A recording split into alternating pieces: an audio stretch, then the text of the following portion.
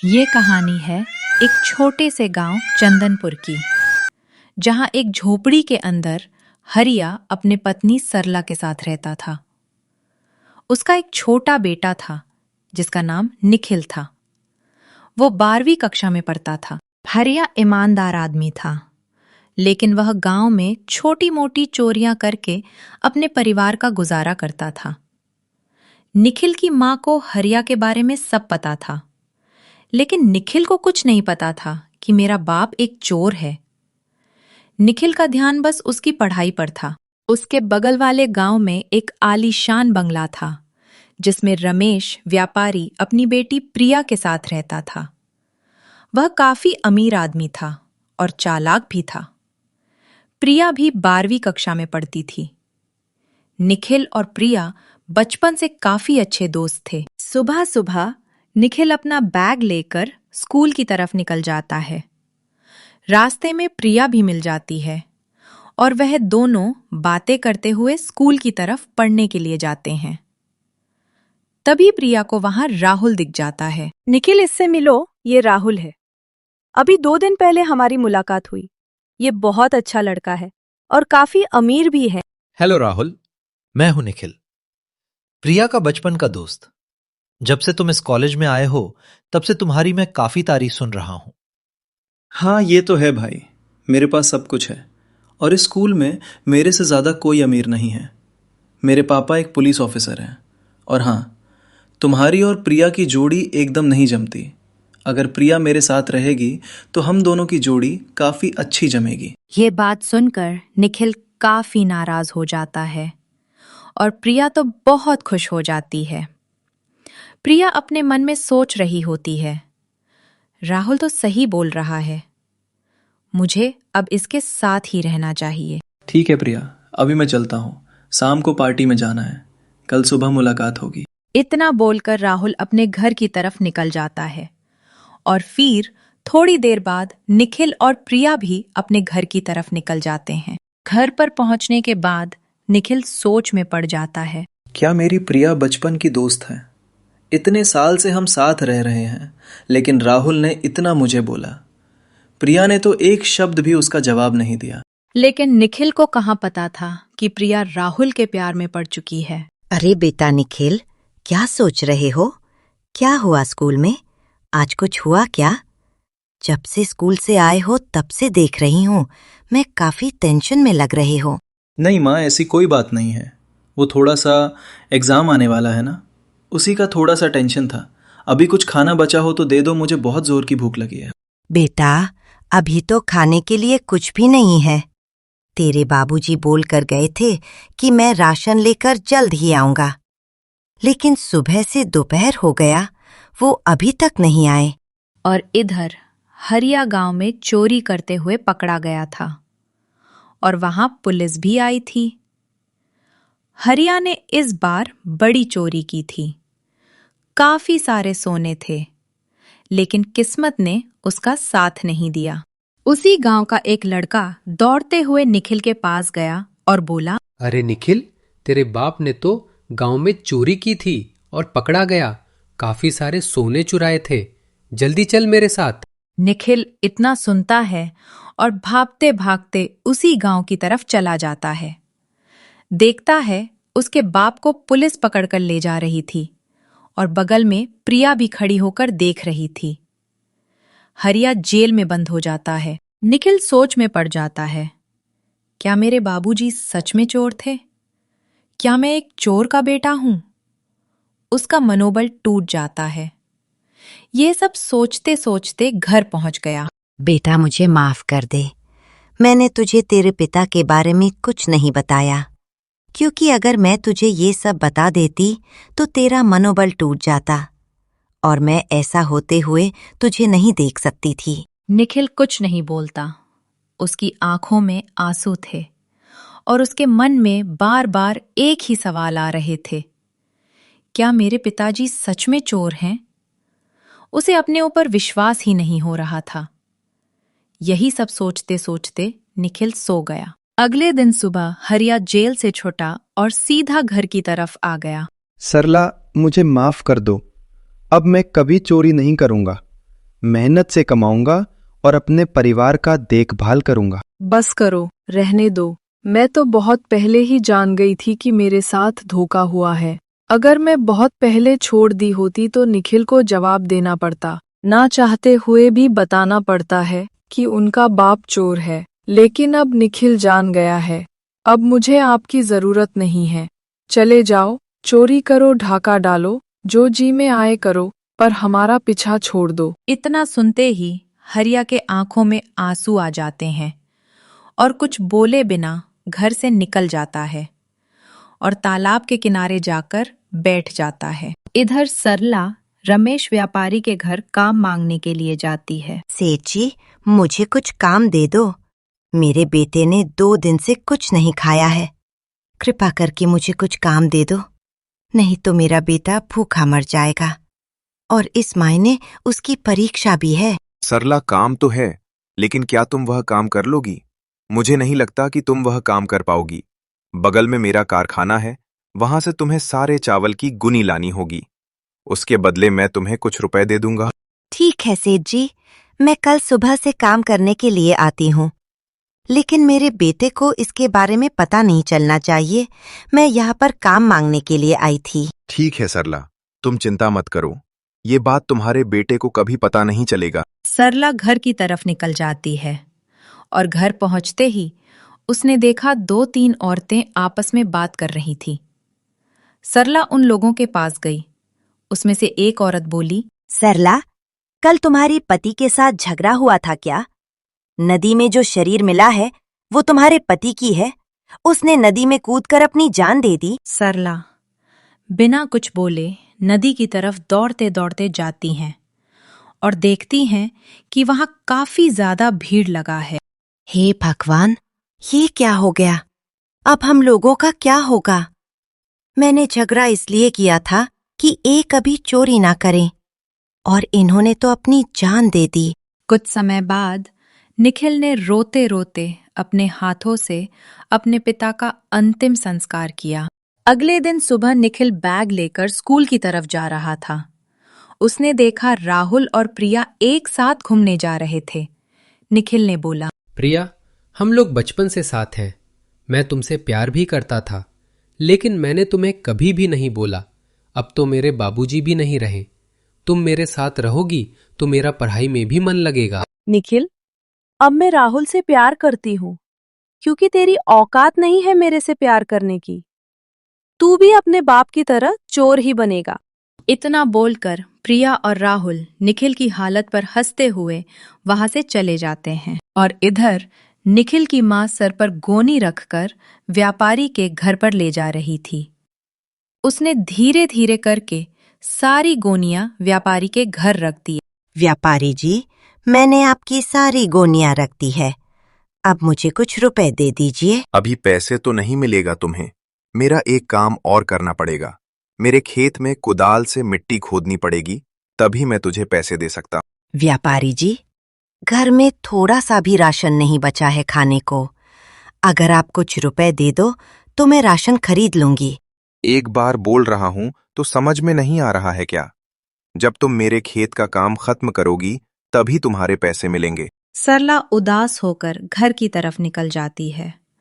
घर पहुंचकर देखती है तो निखिल उदास होकर बैठा हुआ था। क्यों बेटा, क्या हुआ? कोई दिक्कत है तो मुझे बता, मैं तेरी माँ हूं ना। किसी ने तुझे कुछ बोला क्या कि कोई और बात है? निखिल कुछ समय के लिए सोच में पड़ गया, फिर बोला, माँ प्रिया तो आज सबके सामने मेरी बेइज्जती करा दी उसने। बोला कि मेरे बाप की तरह मैं भी चोर हूं। ये बात सीधे मेरे दिल पर लग गई। बेटा, आज जो बोल रहा है उसे बोलने दे। ऊपर वाला सब देख रहा है।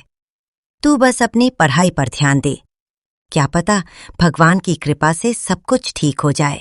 इतना बोलकर सरला सोने के लिए चली जाती है और निखिल सोया नहीं। उसने पूरी रात जागकर पढ़ाई की। अगले दिन सुबह फिर वही सिलसिला शुरू हुआ। रोज की तरह निखिल अपना बैग लेकर स्कूल की तरफ निकल गया। उसने देखा कि प्रिया और राहुल एक साथ बैठे हैं और उनके कुछ दोस्त भी साथ में थे। निखिल ने अपनी किताब निकाली और बैठकर अकेला ही पढ़ने लगा। अरे दोस्तों, वो देखो, वो एक चोर का बेटा है। वो बोल रहा था कि मेरे से प्यार करता है भिखारी, गरीब कहीं का। अब तो उसके घर में खाने के भी लाले पड़े हैं। प्रिया सबके सामने निखिल की बेइज्जती करने लगी। निखिल यह सब सुनते हुए भी कुछ नहीं बोलता था। प्रिया जब उसे ऐसा बोलती थी तो निखिल के आंखों में आंसू आ जाता था। उसका दिल टूट सा जाता था। लेकिन निखिल प्रिया को कुछ नहीं बोलता था। बस वो अपनी पढ़ाई में ध्यान दे रहा था। तभी स्कूल का मास्टर निखिल के पास आया और बोला, निखिल बेटा, तुमने रिजल्ट देखा कि नहीं? इस बार तुम अपनी कक्षा में प्रथम क्रमांक पर आए हो। अब आगे क्या करने का विचार है? मास्टर जी, मैं आगे और पढ़ना चाहता हूँ। आप तो जानते हैं, मेरे पिताजी के जाने के बाद मेरी माँ ही सहारा है। इसलिए मैं कुछ बनना चाहता हूँ ताकि माँ को और परेशानी ना झेलनी पड़े। निखिल, तेरे पास इतने पैसे भी नहीं हैं कि तू आगे पढ़ सके। तू भी अपने बाप की तरह चोरी करना सीख ले, क्योंकि तेरा बाप भी तो एक चोर था। मास्टर इतना बोलकर हंसते हुए वहां से चला गया। मास्टर की ये बात निखिल के दिल पर लगा था। घर जाते हुए निखिल अपने मन में सोच रहा था, आज तो मास्टर ने भी मुझे इतना सब कुछ कह दिया। निखिल ने फैसला कर लिया, अब कुछ भी हो जाए, कुछ ना कुछ बनकर दिखाऊंगा। थोड़ी देर बाद निखिल घर पहुंच जाता है। तभी गांव का एक लड़का निखिल के पास दौड़ते हुए आया और बोला, अरे निखिल, तेरी माँ रमेश व्यापारी के खेत में काम करते हुए गिर गई है। जल्दी चल, नहीं उन्हें कुछ हो जाएगा। इतना सुनते ही निखिल व्यापारी के खेत की तरफ दौड़ते हुए गया। माँ, आपको क्या जरूरी थी दूसरे के खेत में काम करने की? मैं नहीं था क्या? मेरे को बोल दी होती तो मैं काम कर लेता। निखिल अपने माँ को जल्दी से डॉक्टर के पास लेकर जाता है। डॉक्टर जांच करते हैं। निखिल बेटा, तुम्हारी माँ को कमजोरी होने के कारण इन्हें फेफड़ों की बीमारी हो गई है। तुम्हें जल्द से जल्द पैसों का इंतजाम करना पड़ेगा। निखिल की आंखों में चिंता छा जाती है, लेकिन उसके पास उतने पैसे नहीं थे। लेकिन उसने हार नहीं माना। डॉक्टर साहब, आप मेरी माँ का इलाज कीजिए। मैं 2-3 दिन में आपको पैसे जल्द ही दे दूंगा। उसके बाद निखिल गांव में छोटे मोटे काम करने लगा। उसने जंगल से लकड़ियां काट के बेची, लोगों के खेतों में काम किया और पानी भरकर पैसे कमाए। कुछ ही दिनों में निखिल ने इलाज के लिए पैसे जुटा लिए। उसने अपनी माँ का इलाज करवाया, जिससे उसकी माँ की हालत थोड़ी सुधर गई। एक दिन निखिल हाथ जोड़कर मंदिर के सामने खड़ा होता है। उसकी आंखों में आंसू होते हैं, लेकिन हौसला बरकरार था। भगवान, मेरी माँ की रक्षा करना और मुझे शक्ति दो, ताकि मैं अपने माँ को खुशहाल जीवन दे सकूं और हर गरीब को इंसाफ दिला सकूं। वह खुद से वादा करता है कि दिन रात पढ़ाई कर वह अपनी जिंदगी सुधारेगा। उसकी आंखों में माँ का सपना और पिता के लिए सम्मान साफ झलक रहा था। अगली सुबह निखिल कुदाल से रमेश व्यापारी के खेत में मिट्टी खोद रहा था। उसी रास्ते से प्रिया और राहुल गुजर रहे होते हैं। प्रिया राहुल को देख लेती है, फिर उसके पास गई और बोली, निखिल, तुझको कौन बोला मेरे खेत में काम करने के लिए? जल्दी निकल, वरना धक्के मारकर बाहर निकाल दूंगी। और कभी गलती से भी मेरे खेत में मत आना। प्रिया, तुम्हारे पिताजी ने बोला है काम करने के लिए। अगर मैं काम नहीं करूंगा तो अपनी माँ को क्या खिलाऊंगा? और अभी तो मेरी माँ बीमार है और घर में खाने के लिए भी कुछ नहीं है। जा कहीं से चोरी कर डाका डाल के अपनी माँ का पेट भर। मेरे खेत में काम करने की जरूरत नहीं है, गरीब भिखारी कहीं का। प्रिया की ये बात सुनकर निखिल के आंखों में आंसू भर आए और निखिल ने इसके आगे कुछ नहीं बोला। वह अपने घर की तरफ निकल गया और जैसे निखिल घर पहुंचा, उसके माँ ने बोला, बेटा निखिल, तुमने काम बहुत जल्दी कर दिया। व्यापारी ने पैसे दिए कि नहीं? नहीं माँ, मुझे उनकी बेटी प्रिया ने अपने खेत से निकाल दिया और बोली कि तुझ जैसे गरीब भिखारी को मेरे खेत में आने की जरूरत नहीं है माँ। मैंने तो फैसला किया है कि अब मैं शहर कमाने के लिए जाऊंगा। बेटा, शहर बहुत बड़ा है, वहां तेरा कोई नहीं है और वहां तुझे कौन संभालेगा? और बेटा, तेरी पढ़ाई भी अभी पूरी नहीं हुई। माँ, अब वक्त आ गया है कुछ बड़ा करने का। मैं वादा करता हूँ माँ, तुझे किसी की आगे झुकने नहीं दूंगा। और अब मैं बड़ा हो गया हूँ, मैं अपना रास्ता खुद ही बनाऊंगा। निखिल एक छोटा सा पोटली लेता है और अपनी माँ को लेकर बस स्टॉप पर पहुंचता है और बस में बैठ जाता है। बस गांव से धीरे धीरे दूर चली जाती है। सरला ध्यान से बस को देखे जा रही थी। उसकी आंखों में गर्व और चिंता दोनों थे। निखिल बस से उतरता है। शहर में पहुंचकर उसे बहुत अजीब महसूस हो रहा था। उसे गांव की याद आती है। वो अपना कदम आगे बढ़ाता है। निखिल एक कारखाने के बाहर जाकर खड़ा हो जाता है।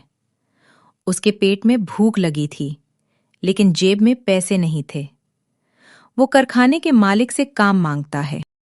मालिक जी, मुझे काम दे दो, कुछ भी कर लूंगा, बस रहने और खाने की जगह मिल जाए। सुन, यहां बहुत लोग काम मांग में आते हैं और 2-3 दिन में भाग जाते हैं। तुझ पर कैसे भरोसा कर लूं? मालिक, मुझे एक मौका दे दीजिए, मैं मेहनत से काम करूंगा। मालिक निखिल को काम दे देता है। निखिल बिना शिकायत के बहुत अच्छे से मन लगाकर काम करता है। अगली सुबह कारखाने का मैनेजर निखिल को काम करते हुए देखता है। वह निखिल के ऊपर बिना गलती के गुस्सा निकालने लगता है। ओ लड़के, इतना धीरे धीरे काम कर रहा है और जल्दी जल्दी काम कर, वरना काम से निकाल दूंगा। काम चोरों की जरूरत नहीं है यहाँ। निखिल बिना कुछ कहे तेजी से सामान ढोने लगता है। वह थका हुआ था, लेकिन उसने हार नहीं मानी। निखिल पूरा दिन कारखाने में काम करता और रात को पढ़ाई करता। उसकी आंखों में पढ़ाई का जुनून सवार था। उसकी आंखों में नींद होती है, लेकिन उसका सपना उसे सोने नहीं देता। मुझे मेहनत करनी होगी, माँ का सपना पूरा करना होगा।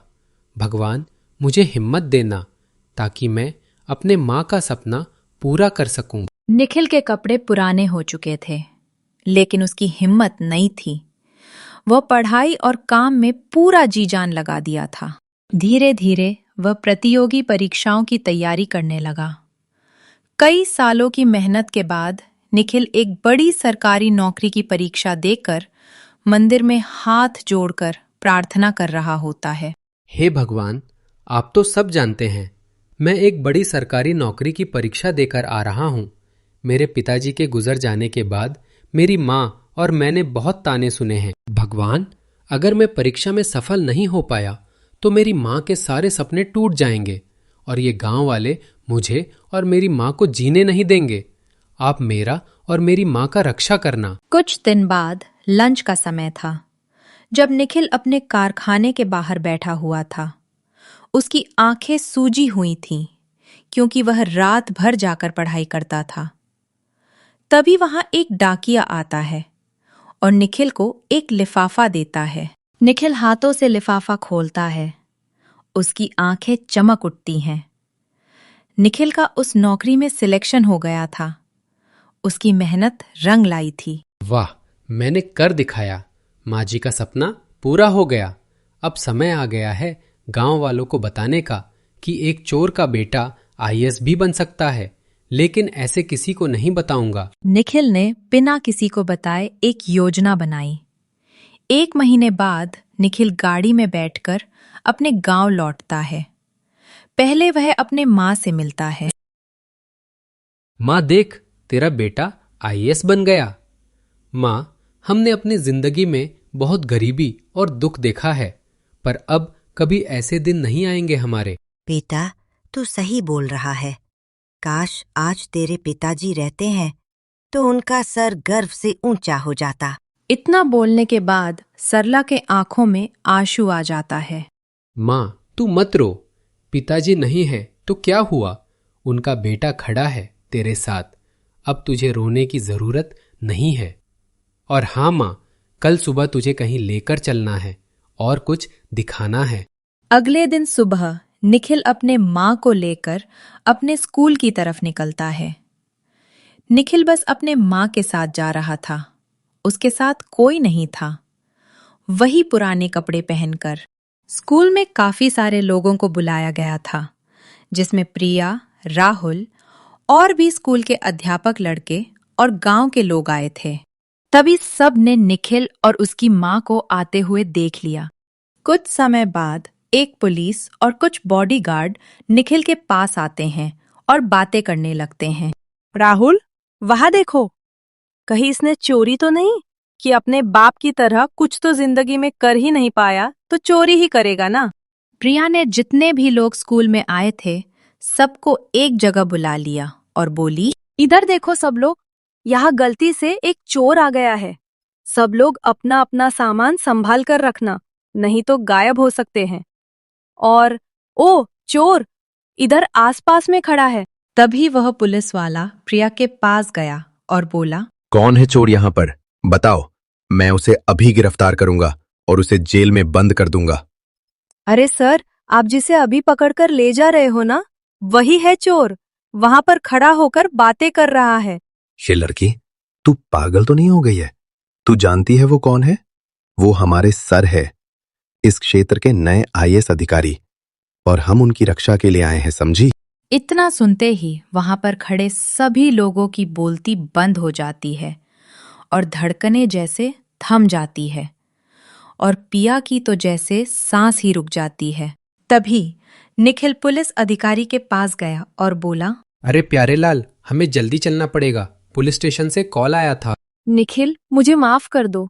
मैंने तुमको बहुत भला बुरा बोला है। मुझे मेरी गलती का एहसास हो गया है। अब मैं राहुल के साथ नहीं रहना चाहती। या तुम मुझसे शादी करोगे?